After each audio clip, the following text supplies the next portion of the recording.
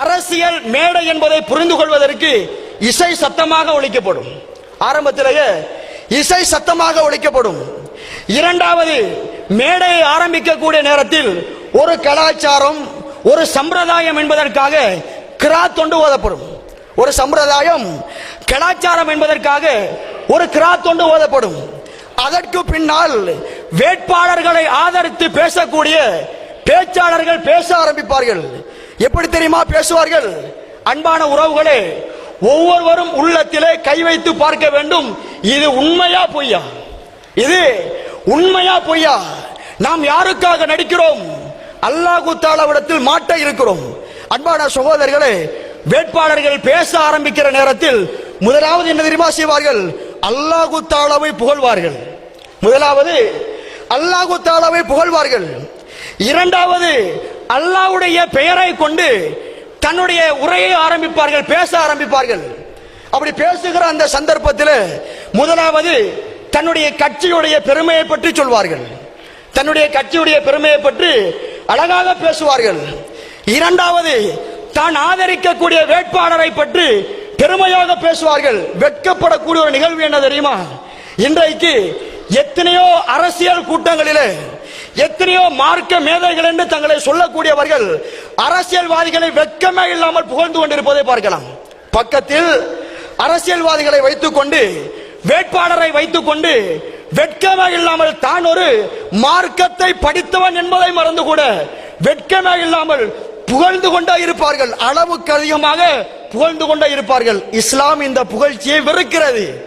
இஸ்லாம் இந்த புகழ்ச்சியை வெறுக்கிறது. எந்த ஒரு வேட்பாளராவது இப்படி புகழ்ந்து பேசுற நேரத்தில் அல்லாஹ்வுக்காக என்ன புகழ்ந்து பேசாதீங்க, அல்லாஹ்வுக்காக என்னை புகழ்ந்து பேசாதீர்கள், இப்படி புகழ வேண்டாம், நான் செய்ததை பகிரங்கமாக சொல்ல வேண்டாம், நான் அல்லாஹ் தஆலாவுக்காக செய்தேன் என்று ஒரு அரசியல்வாதியாவது சொல்லட்டும், ஒரு அரசியல்வாதியாவது சொல்லட்டும். அன்பான இஸ்லாமிய சகோதரர்களே, இஸ்லாமிய அரசியல் நம்மிடத்தில் இல்லை. இஸ்லாமிய அரசியல் ஒழுங்கு விதிகள் நம்மிடத்தில் இல்லை. இப்படி பேசுவார்களே, ஆரம்பமாக தன்னுடைய கட்சியை புகழ்ந்து வேட்பாளரை அளவு கடந்து புகழ்ந்து அதற்கு பின்னால் பேசுகிற அந்த நேரத்தில் அன்பான இஸ்லாமிய சகோதரர்களே, மக்கள் ஏராளமாக சேர்ந்து விடுவார்கள். மக்கள் கூட்டம் ஏராளமாக சேர்ந்து விடுவார்கள். உடனே என்ன செய்யணும்?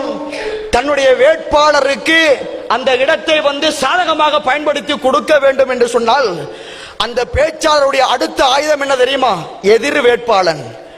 அவருடைய அடுத்த ஆயுதம் இவரை எதிர்த்து எதிர்த்து போட்டியிடக்கூடிய எதிர் வேட்பாளன். அந்த எதிர் வேட்பாளன் மீது சீறி பாய்வார் பேச்சாளர்.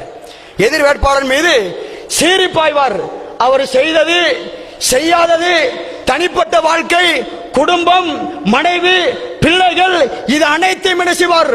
ஒரு வகையாக போட்டு இழுத்து எல்லாவற்றுக்கும் ஒரு சில விடயங்களை சோடித்து எடுத்து மக்களுக்கு முன்னால் தன் உறவு, தன்னுடைய சகோதரனை பற்றி சத்தி எடுக்கின்ற ஒரு மேடை இந்த அரசியல் மேடை. அடுத்தவனை பற்றி சத்தி எடுக்கின்ற ஒரு மேடை அரசியல் மேடை. செத்த ஒரு மனிதனுடைய இறைச்சியை சமைத்து சாப்பிடுவது அரசியல் மேடை என்பதை நாங்கள் மறந்துவிடக் கூடாது. அன்பான இஸ்லாமிய சகோதரர்களே, இது பேச்சாளர்களுடைய நிலைமை. அந்த சபையை அலங்கரிக்கக்கூடிய மக்களுடைய நிலைமை, சபையை அலங்கரிக்கக்கூடிய மக்களுடைய நிலைமையை பாருங்கள். ஆதரவாளர்களின் நிலைமையை பாருங்கள். இந்த சபையை அலங்கரிக்கிறார்களே ஆதரவாளர்கள், இவர்களுக்கு அல்லாஹ் தஆலா தம் மீது கடமையாக்கி இருக்கக்கூடிய ஒரு நாளைக்கு அல்லாஹ் தஆலா 5 நேர தொழுகை கடமையாக்கி இருக்கிறானே, இந்த தொழுகையை 5 நேரம் ஜமாத்தாக தொழுவதற்கு நேரம் கிடையாது. இந்த சபையை அலங்கரிக்கக்கூடிய மக்களுக்கு ஒரு நாளைக்கு நாளை மறுமையில் வெற்றி பெற்று தரக்கூடிய இந்த 5 நேர தொழுகையை இமாம் ஜமாத்தோடு தொழுவதற்கு நேரம் கிடையாது, நேரத்தை ஒதுக்க முடியாது. அல்லாஹ்வுடைய மார்க்கம் சொல்லப்பட்டால் கொஞ்சம் காது தாழ்த்தி கேட்டு உணர்வு பூர்வமாக அதை உணர்ந்து வாழ்க்கையில் மாற்றத்தை கொண்டு வந்து மறுமையில் வெற்றி பெறுவோம் என்கின்ற சிந்தனை கிடையாது. அதுக்கு நேரத்தை ஒதுக்க முடியாது.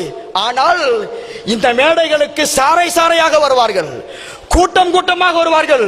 உண்மையான ஈமான்தாரி சிலர்கள் கேட்கலாம், 5 நேரம் தொழுகிறவர்கள் கூட இந்த மேடைக்கு வருகிறார்களே, 5 நேரம் தொழுகிறவர்கள் கூட இந்த மேடைக்கு வருகிறார்களே, அவர்கள் எப்போ தெரியுமா இருப்பார்கள்?